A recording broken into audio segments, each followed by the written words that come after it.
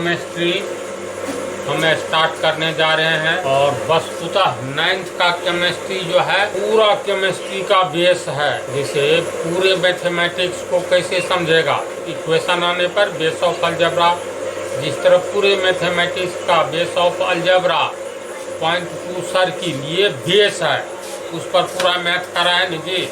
कोई भी हिसाब बनाओगे तो इक्वेशन का आना लगभग तय है। तो जिस तरह किसी भी सब्जेक्ट का बेस होता है, समझा, अब बेस नहीं आएगा तो वह सब्जेक्ट आएगा ही नहीं।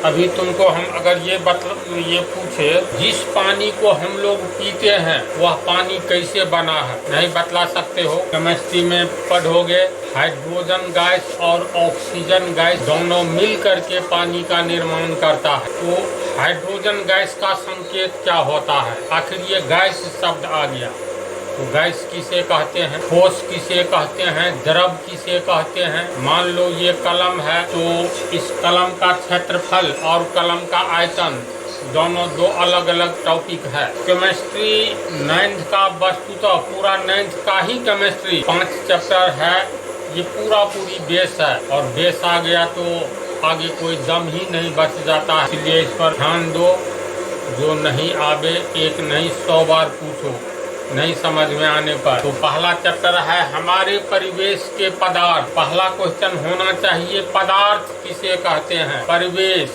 हमारे परिवेश के पदार्थ। परिवेश का मतलब क्या होता है, हम लोग जहाँ हैं उसके चारों ओर, परिवेश का अर्थ समझो, चारों ओर के वातावरण को हम लोग परिवेश कहेंगे। जैसे हम लोग यहाँ है ना, तो हम लोग के चारों ओर जो इन्वायरमेंट है, वातावरण है, उसको कहेंगे परिवेश। तो हम जहाँ भी रहते हैं, चाहे शहर में रहे या गांव में रहे, नदी में रहे या समुद्र में रहे, आकाश में रहे, लेकिन हम लोगों के चारों ओर कुछ न कुछ होता है। तो हमारे परिवेश के पदार्थ क्या क्या हैं, किन रूपों में हैं, इनका कैसे निर्माण होता है, इन्हीं विषयों के बारे में जिस विषय में हम लोग पढ़ेंगे उस विषय का नाम दिया गया है केमिस्ट्री। यानी केमिस्ट्री, रसायन शास्त्र एक ऐसा विषय है जिसमें पदार्थों के गुण, दोष, निर्माण इत्यादि का अध्ययन किया जाता है। तब मुख्य सवाल है पदार्थ किसे कहते हैं, इसका पहला क्वेश्चन होना चाहिए।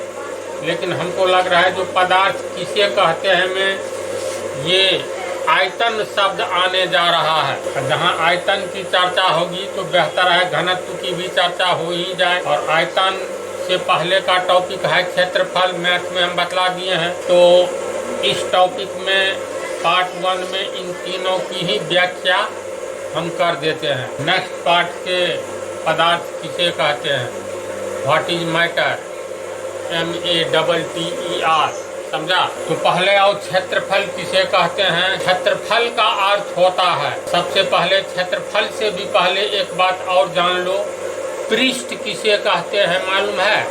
पृष्ठ, जैसे ये बोर्ड है ना, तो बोर्ड का ये हो गया उजला वाला, कहेंगे ये उजला वाला पृष्ठ है, समझ गया। पृष्ठ क्या चीज है समझ गया ना। तो जैसे मान लो कोई कॉपी है तो कॉपी का ऊपर वाला पृष्ठ होता है, एक पन्ना उल्टाओ तो एक पन्ना पर ऊपर वाला पृष्ठ और फिर नीचे वाला पृष्ठ, तब न हम लोग लिखते हैं पेज नंबर 1, पेज नंबर 2। तो पृष्ठ शब्द का अर्थ होता है पृष्ठ कितने प्रकार का होता है। ये तो इस टाइप का है, कैसा है ये, समतल है, यानी समजोड़ तल, सम मतलब समान, तल मतलब पृष्ठ, तल है ना। तो ये ऐसा पृष्ठ है तो सब जगह से समान है, इसका तल यानी पृष्ठ कहीं ऊपर खाबर नहीं है, नहीं ना है, तो कहेंगे समतल पृष्ठ। और एक होता है जैसे मार्कर, देखो तो मार्कर का ये पृष्ठ है ना, ये चारों ओर इसका पृष्ठ है, कैसा है, वक्र है, टेढ़ा मेढ़ा है। एक होता है वक्रीय पृष्ठ, समझ रहा है बात को, एक होता है समतल पृष्ठ, एक होता है वक्रीय पृष्ठ। जैसे क्रिकेट का गेंद गोल होता है ना, तो उसका गोल वाला भाग जितना है चारों ओर से इसको कहेंगे पृष्ठ, ये वक्रीय पृष्ठ। ये हो गया समतल पृष्ठ। तो पृष्ठ समझ गया। क्षेत्रफल जो होता है किसी भी आकृति के द्वारा घेरे गए जगह को हम उस आकृति का क्षेत्रफल कहते हैं। तो ये बोर्ड तो एक पदार्थ है, इसका ये ऊपरी पृष्ठ है। ऊपरी पृष्ठ के द्वारा कितना जगह घेरा गया है, तो इसकी लंबाई चौड़ाई, ये वाला जो है ये टोटल पृष्ठ के द्वारा घेरा गया जगह है, इसी को क्षेत्रफल कहेंगे। मैथ में बदला है ना, जैसे किसी भी आकृति के द्वारा घेरे गए क्षेत्रफल को हम लोग घेरे गए, किसी भी आकृति के द्वारा घेरे गए जगह को हम लोग उस आकृति का क्षेत्रफल कहते हैं। तो ये कौन सी आकृति है? त्रिभुज है ABC। तो ABC त्रिभुज के 3 भुजाओं के द्वारा देखो ये रंगीन जगह घेर लिया गया है। तो इस रंगीन जगह को हम लोग त्रिभुज ABC का क्षेत्रफल कहेंगे। पढ़ाया हुआ टॉपिक है, तेज गति से समझो। मान लो ये कौन सी आकृति है, बोलो। ये चतुर्भुज। चतुर्भुज है, कहेंगे इस चतुर्भुज का क्षेत्रफल किसे कहेंगे? इस चतुर्भुज की चारों भुजाओं के द्वारा घेरे गए जगह। तो घेरे गए जगह कौन सा है? जिसमें हमें ये बिंदु देख लिया है, यानी रंगीन भाग। ये रंगीन भाग घेरा गया जगह है इस चतुर्भुज के द्वारा, इसीलिए ये घेरा गया जगह इस चतुर्भुज का क्षेत्रफल कहलाएगा। सेम कहानी वृत्त में देखो, ये वृत्त है, ये केंद्र वाला वृत्त है। तो वृत्त का क्षेत्रफल किसे कहेंगे? वृत्त की परिधि, ये परिधि है ना, वृत्त की परिधि के भीतर के जगह को, यानी पूरे जगह को जहाँ हम उंगली घुमा रहे हैं, वृत्त का क्षेत्रफल कहलाएगा। तो क्षेत्रफल हमेशा पृष्ठ का होता है ना। त्रिभुज देखो इस समतल पृष्ठ पर है, ये चतुर्भुज समतल पृष्ठ पर, वृत्त भी समतल पृष्ठ पर। अगर हम लोग ये कहें जो बोर्ड का क्षेत्रफल कितना होता है, तो ये क्वेश्चन बिल्कुल सही नहीं है। बोर्ड का कौन सा भाग? तो मान लो ये उजला वाला भाग, उजला वाला भाग कितना क्षेत्रफल है? जितना जगह घेरे हुआ है ना, जैसे समझ गया। तो क्षेत्रफल हमेशा पृष्ठ का होगा, किसी तल का होगा। और आयतन, तो चलो क्षेत्रफल की परिभाषा लिख देते हैं पहले। तो ये क्षेत्रफल की परिभाषा देखो, किसी आकृति के द्वारा घेरे गए जगह को उस आकृति का क्षेत्रफल कहते हैं। ये आकृति कैसी आकृति है? तो पहली भुजा AB, दूसरा BC, तीसरा CA, 3 भुजा से घिरी हुई आकृति है जो कितना जगह घेर रही है? जितना ये सीधी लकीर वाला ये रंगीन भाग है, इसीलिए इस आकृति अर्थात त्रिभुज के द्वारा घेरी गई जगह को त्रिभुज का क्षेत्रफल कहेंगे। वृत्त के द्वारा घेरे गए जगह को वृत्त का क्षेत्रफल कहेंगे। चतुर्भुज के द्वारा घेरे गए जगह को चतुर्भुज का क्षेत्रफल कहेंगे। तो क्षेत्रफल हमेशा पृष्ठ का होगा। अभी उदाहरण दिए थे, इस पृष्ठ का क्षेत्रफल होगा ना। ये सब भी एक पृष्ठ पर ही बनी हुई आकृति है। और ये कैसी आकृति है? तो बोर्ड का दूसरा भाग, एक भाग इधर है इतना ही क्षेत्रफल वाला, दूसरा भाग आगे में है व्हाइट वाला पोर्शन। तो व्हाइट वाला पोर्शन जितना है, जितना जगह है, इस पर एक चींटी जहाँ तक संपूर्ण बोर्ड पर रेंग सकती है वही उसका क्षेत्रफल होगा। तो ये संपूर्ण उजला वाला भाग क्षेत्रफल हो गया। अगर पूछा जाए इसका क्षेत्रफल क्या होगा, तो इसका अर्थ ये है इसका क्षेत्रफल यानी इस पिंड का क्षेत्रफल क्या होगा। तो पिंड का क्षेत्रफल देखो, इसमें कितने पृष्ठ हैं?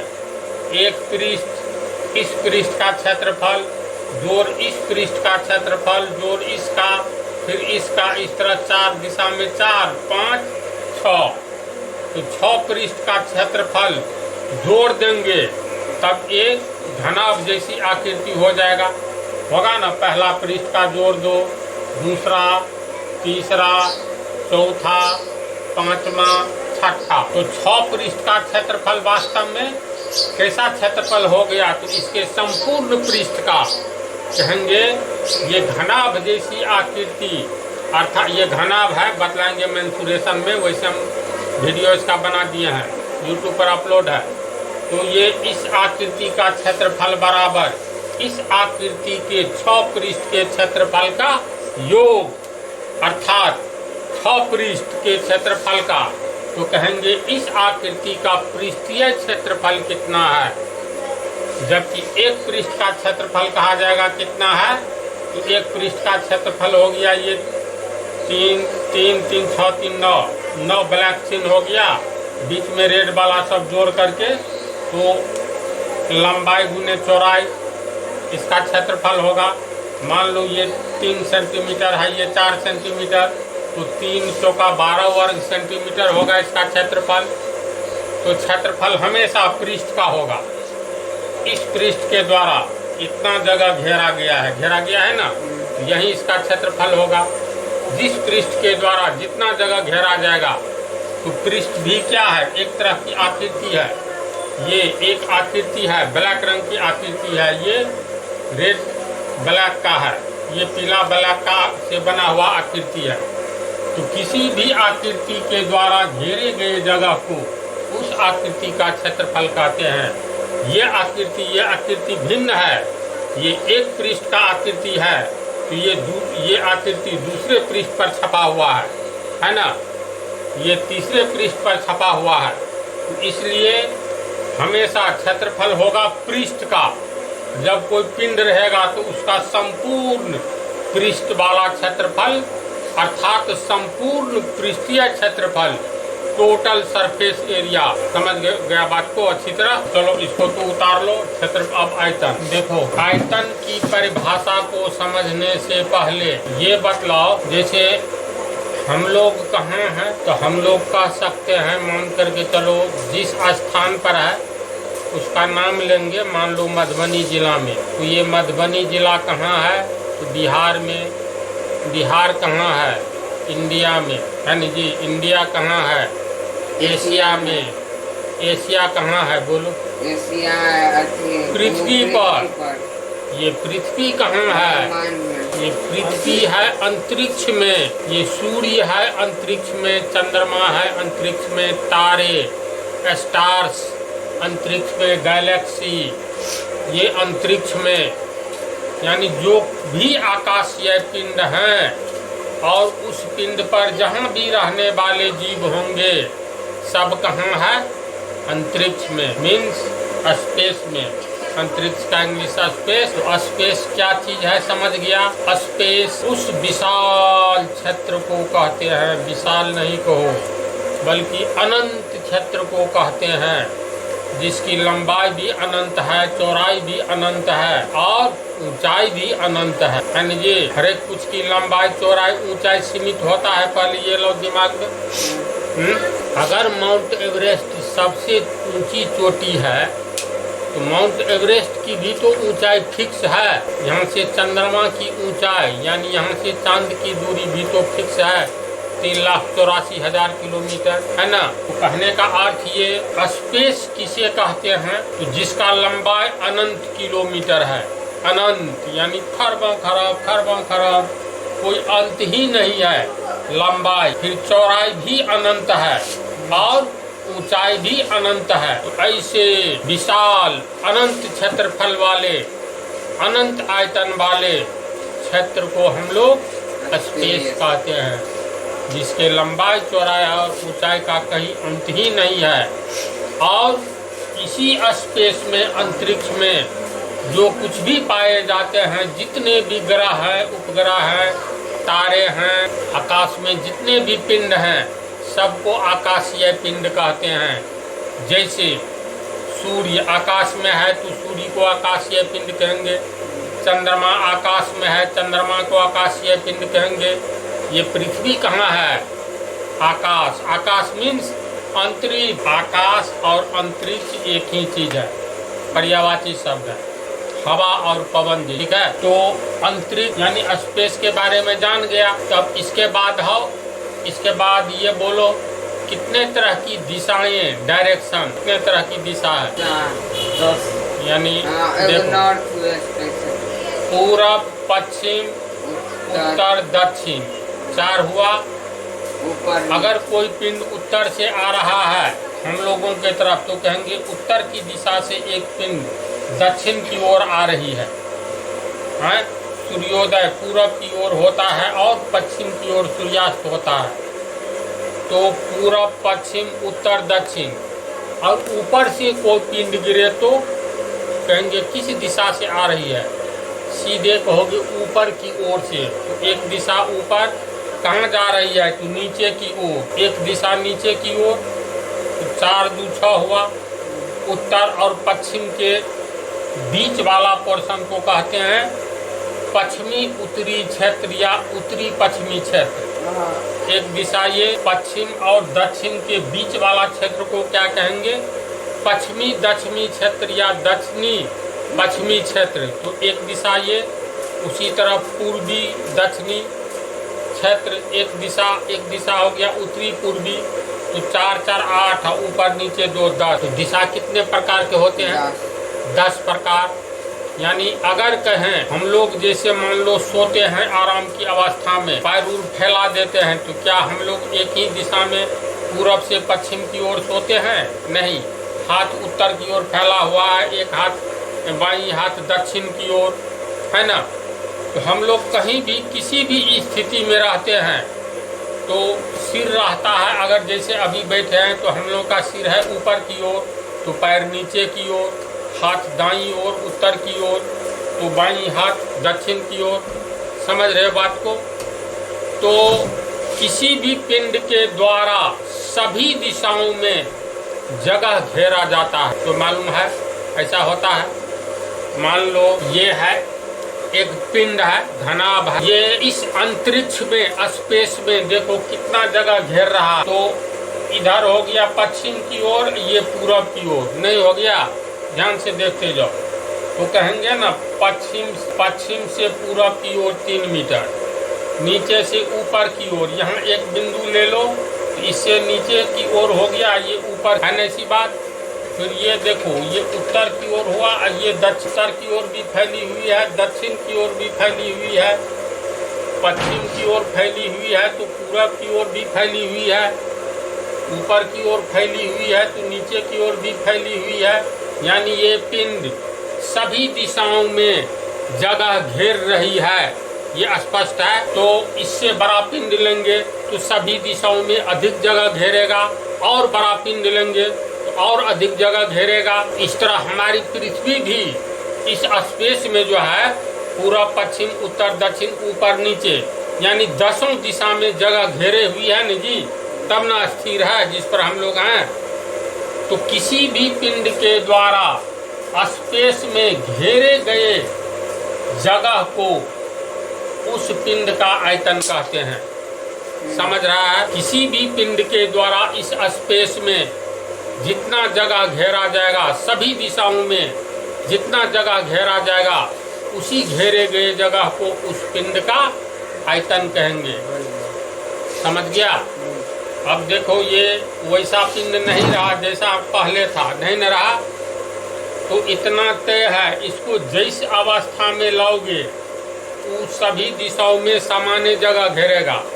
इसको ऐसे अगर घुमा दिए तो पहले ऊपर नहीं, ये ऊपर जगह बन गया तो इधर वाला खाली हो गया, फिर नीचे की ओर बन गया, तो जगह परिवर्तन होगा, लेकिन संपूर्ण आयतन में परिवर्तन नहीं होगा। होगा बोलो तो नहीं होगा। एक गिलास में पानी ले लो और उसको एक कटोरा में रखोगे तो कटोरे में भी उतना ही जगह घेरेगा जितना गिलास में घेरता है। 1 लीटर अगर हम लोग सरसों का तेल ले ले, उसको तो प्लेट में रखोगे तो ज़्यादा दूर में फैल जाएगा, ऊंचाई घट जाएगी लेकिन लंबाई चौड़ाई बढ़ जाएगी। और इसको अगर बोतल में ले लो तो देखो नीचे में लंबाई चौड़ाई घट गया, ऊंचाई बहुत बढ़ गया। तो कोई भी ऐसा पानी हो, पेट्रोल हो, कुछ भी हो, उसका रूप बदल जाएगा लेकिन आयतन नहीं बदलता है। दिमाग में बात आ रही है? नहीं आ रही है तो बोलो। अगर तुम मान लो 5 लीटर दूध लोगे, 5 लीटर दूध को एक कमंडल में लाओ या तो गैलन में लाओ, दोनों 2 तरह का होता है। कमंडल होता है किस टाइप का, बेलन के आकार का बेलनाकार होता है जी। देखो आयतन कभी नहीं और कहीं नहीं बदलने वाला आइटम है आयतन। जैसे इसमें देखो 5 लीटर पानी है, ध्यान दो।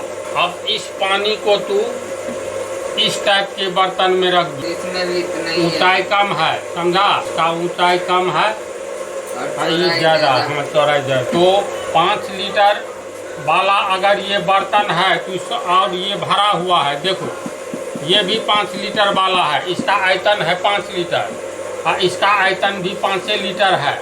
इसको जो इसमें रखोगे तो पूरा ऊपर तक भर जाएगा। तो इसमें बेलन में बेलनाकार आकृति में था, तब पानी की भी आकृति बेलन जैसा था, और चौड़े बर्तन में रख दिए तो उसकी आकृति इसी चौड़े बर्तन में जैसा इसका रूप है, आकृति है बर्तन का, पानी भी अपना वैसी ही आकृति ग्रहण कर ली, समझ रहा है? लेकिन आयतन नहीं बदलता। किसी भी पिंड के द्वारा अंतरिक्ष में घेरे गए जगह को, घेरे गए जगह का मतलब हो गया सभी दिशाओं में घेरे गए जगह, इसीलिए अंतरिक्ष शब्द का प्रयोग किया गया है स्पेस का। सभी दिशाओं में घेरे गए कि जोड़ ही दोगे, याद रह जाएगी बात। हाँ तो चलो, किसी भी पिंड के द्वारा अंतरिक्ष में घेरे गए जगह को उस पिंड का आयतन कहते हैं। तो आयतन में और क्षेत्रफल में अंतर, सिंपल अंतर है, इसको समझ ही लो। आयतन समझ गया और क्षेत्रफल भी। देखो क्षेत्रफल में सिर्फ लंबाई और चौड़ाई होता है, कोई भी क्षेत्रफल होता है पृष्ठ का, याद रखो पृष्ठ में लंबाई और चौड़ाई दो बात में होगी ना वास्तव में। तो इसीलिए क्षेत्रफल बराबर लंबाई गुने चौड़ाई होता, एक विश्वव्यापी यूनिवर्सल फार्मूला है, क्षेत्रफल बराबर लंबाई गुने चौड़ाई। इसके बाद आ जाओ क्षेत्रफल, फिर अलग अलग सतह का क्षेत्रफल अलग अलग होता है, त्रिभुज का अलग, वृत्त का अलग, आयत का अलग, लेकिन क्षेत्रफल में होता है लंबाई गुने चौड़ाई। आयतन में इसी का उदाहरण दिए तो देखो ये कितना लंबा है, तो इसको तो लंबाई मान लो, ध्यान से देखो, इसको लंबाई, इसको चौड़ाई मान लो, इसको ऊंचाई। तो लंबा कहेंगे 4 सेंटीमीटर लंबा है, 3 सेंटीमीटर चौड़ा है, 5 सेंटीमीटर ऊंचा है। तो लंबाई और चौड़ाई तथा ऊंचाई के अनुसार कोई भी पिंड सभी दिशाओं में फैला रहता है, इसीलिए आयतन में लंबाई, चौड़ाई और ऊंचाई तीनों होता है। इसीलिए इसका फार्मूला होता है आयतन बराबर लंबाई गुने चौड़ाई गुने ऊंचाई, यूनिवर्सल फार्मूला, समझ गया ना? तब आयतन अलग अलग होता है सब कुछ का। इस पार्ट में इतना ही रहने दो, अगले पार्ट में घनत्व बतलाएंगे।